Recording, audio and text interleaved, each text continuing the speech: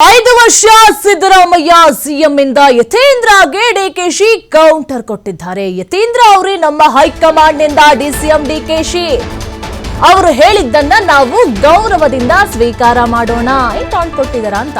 ಯತೀಂದ್ರ ಅವರನ್ನೇ ನಮ್ಮ ಹೈಕಮಾಂಡ್ ಅಂತ ಸ್ವೀಕರಿಸೋಣ, ನಾನು ಈ ಬಗ್ಗೆ ಯಾರಿಗೂ ಪ್ರತಿಕ್ರಿಯೆಯನ್ನ ಕೊಡಲ್ಲ ಅಂತ ಹೇಳಿ ಡಿಕೆಶಿ ಅವರು ಹೇಳಿದ್ದಾರೆ. ಯತೀಂದ್ರ ಅವರು ಕೊಡುವಂತ ಹೇಳಿಕೆ ಇದು ಮೊದಲಲ್ಲ, ಸಾಕಷ್ಟು ಬಾರಿ ಇದೇ ರೀತಿಯ ಒಂದು ಹೇಳಿಕೆಯನ್ನು ಕೊಟ್ಟು ಸಾಕಷ್ಟು ಟೀಕೆಗೂ ಕೂಡ ಒಳಗಾಗಿದ್ದಂತಹ ವ್ಯಕ್ತಿ ಯತೀಂದ್ರ ಸಿದ್ದರಾಮಯ್ಯ. ಈಗ ಮತ್ತೊಮ್ಮೆ ಅವರ ಮಾತಿಗೆ ಡಿಕೆಶಿ ಅವರು ಕೌಂಟರ್ ಅನ್ನ ಕೊಟ್ಟಿರುವಂತೆ ಕಾಣ್ತಾ ಇದೆ.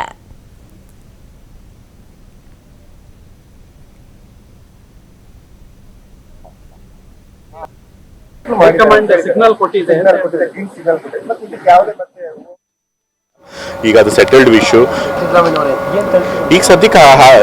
ಈಗ ಸದ್ಯಕ್ಕಂತೂ ಹಾಗೆ ಅನಿಸಿದೆ ಅಲ್ಲ, ಈಗ ಯಾರು ಕೂಡ ಸಿದ್ದರಾಮಯ್ಯ ತೆಗಿತೀವಿ ಅಂತ ಯಾರು ಕೂಡ ಹೇಳಿಲ್ಲ. ಹೈಕಮಾಂಡ್ ಅವರು ಕೂಡ ಏನ್ ತೆಗಿಬೇಕು ಅಂತ ಬೇಡಿಕೆ ಕೊಡ್ತಾ ಇದ್ರು, ಅದಕ್ಕೇನು ಮನ್ನಣೆ ಕೊಟ್ಟಿಲ್ಲ. ಸೊ ಹಾಗಾಗಿ ನನ್ನ ಪ್ರಕಾರ 5 ವರ್ಷ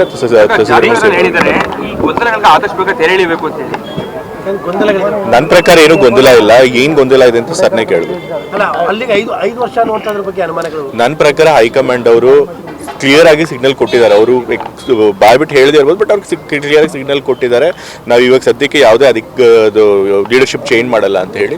ಸೊ ಹಾಗಾಗಿ 5 ವರ್ಷ ಸಿದ್ದರಾಮಯ್ಯ ಅವರು ಮುಖ್ಯಮಂತ್ರಿಗಳಾಗಿರ್ತಾರೆ ಅಂತ ನಾನು ನಂಬ್ತೀನಿ. ನನಗೆ ಗೊತ್ತಿರೋಂಗೆ ರಾಜಕೀಯ ವಲಯದಲ್ಲಿ ಯಾರೋ ಅದ್ರ ಬಗ್ಗೆ ಚರ್ಚೆ ಮಾಡಿ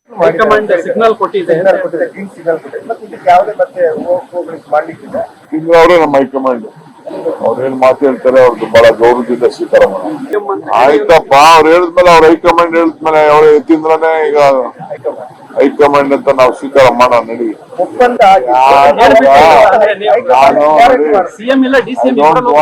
ರಿಯಾಕ್ಟ್ ಬಸವರಾಜ್ಗೂ ರಿಯಾಕ್ಟ್ ಮಾಡಕ್ ಇಷ್ಟ ಇಲ್ಲ, ಯತೀಂದ್ರಾಗೂ ರಿಯಾಕ್ಟ್ ಮಾಡಕ್ ಇಷ್ಟ ಇಲ್ಲ. ಏನ್ ರಿಯಾಕ್ಟ್ ಮಾಡೋದು ನಮ್ ಡೆಲ್ಲಿ ರಿಯಾಕ್ಟ್ ಮಾಡ್ಬೇಕು. ನಡಿ,